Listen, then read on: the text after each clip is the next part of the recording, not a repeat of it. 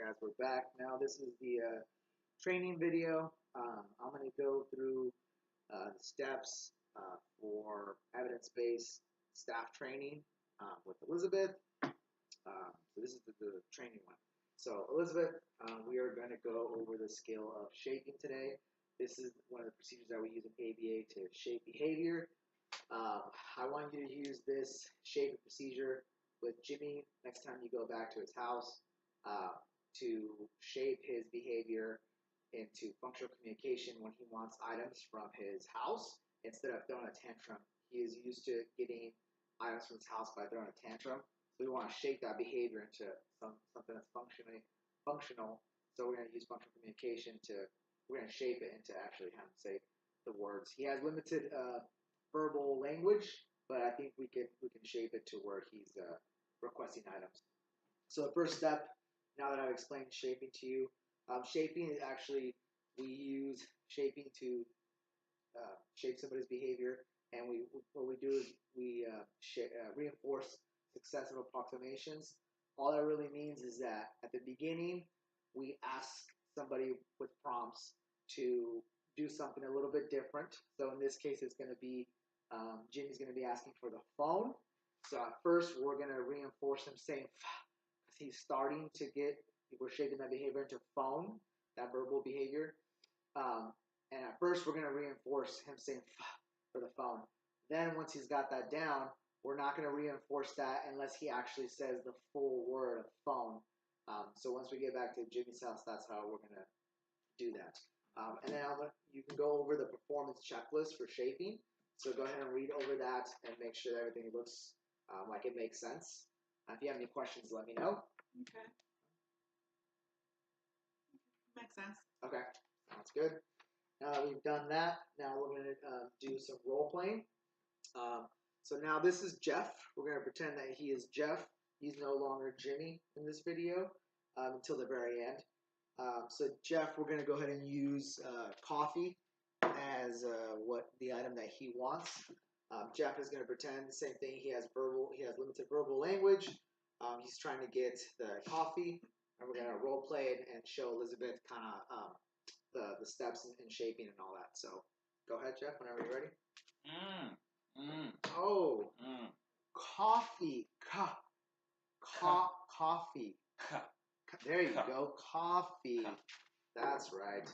That's what you want. Okay, sounds good. So that was the first trial. Now, start second trial. Like, oh, coffee. Coffee. There you go. That's what you want. Awesome. All right. So now, Elizabeth, did you see how the first time I reinforced it by him saying just "ka" because we're trying to get him closer to coffee, right? The second time he was saying "ka," I was now reinforcing until he gave me the full word. Then I was ready to give him the coffee. So that's a little shaping procedure. Real quick breakdown of that. So now the next step is I'm going to have you practice with Jeff, the staff member. We'll use coffee again. We're going to go through that, and then I'm going to give you feedback after, see how everything looks. That should be there. So go ahead whenever you're ready, Elizabeth. Oh, what do you want? Coffee? Good job.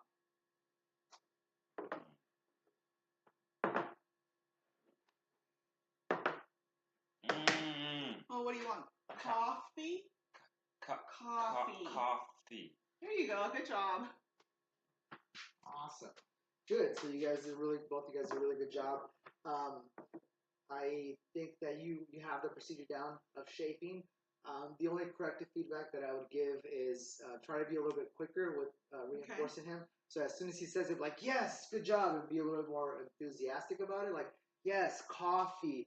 Also have him kind of look at your mouth and see the actual shape of saying coffee, because that also would help him to get that imitation of his mouth movement and the motor movement as well. So now we're going to go ahead and pretend that we are back at Jimmy's house, and Jeff is now Jimmy. Elizabeth is still Elizabeth. So now we're going to go ahead and role play and do the whole thing, and I'm going to give feedback on Elizabeth's performance of shaping Jimmy's behavior into some functional communication. So we're going to go back to the same thing, baseline with the phone. We're going to try to do that again. And now that Elizabeth has had the training, now we are going to do it, and then I'll give her feedback and see if she's got it down. Remember the stuff that I told you about the enthusiastic and a lot faster. So we're going to go ahead and try that again with the phone and Jimmy. Oh, what do you mean? Your phone? Awesome. Good job, Jimmy.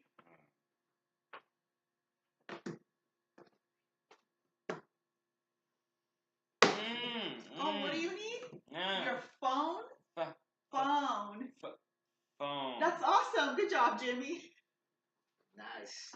That was a really good job. You definitely hyped it up. That was awesome. Jimmy, you did a good job. Pretending that you didn't have that verbal language. Elizabeth, there was actually no corrective feedback that I have for you.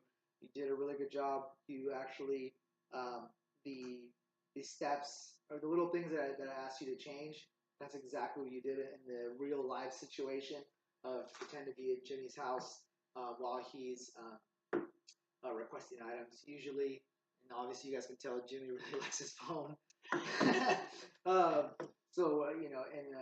We're going to use the same procedure for other items in his house.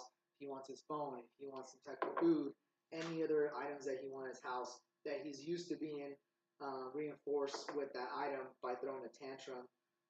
Excuse me, this shaping procedure, we're obviously going to get parents involved as well to let them know because he does have limited verbal language. He does have some language that we can kind of pull out of him and use the shaping procedure for that. Any of you guys have? Bless you. Any of you guys have any questions on anything of the shaping procedure? You guys pretty much got it down. Yes. All right. Sounds good. And for generalization, like I explained to Elizabeth, we're going to use that same procedure with different items around the house, and that's how that scale of shaping is going to be generalized. And for maintenance, I would use the same performance checklist that I was using. You guys are going to see when I have another one over here. So I was going through that performance checklist, so I'm going to use the same thing with other items that Jimmy might want around the house. And periodically, when I would come and overlap and observe, I'll use the performance checklist to make sure that she's doing the shaping with other items around the house. So that's how I would promote maintenance and generalization, because he's going to be doing it with other things. So thank you for your time.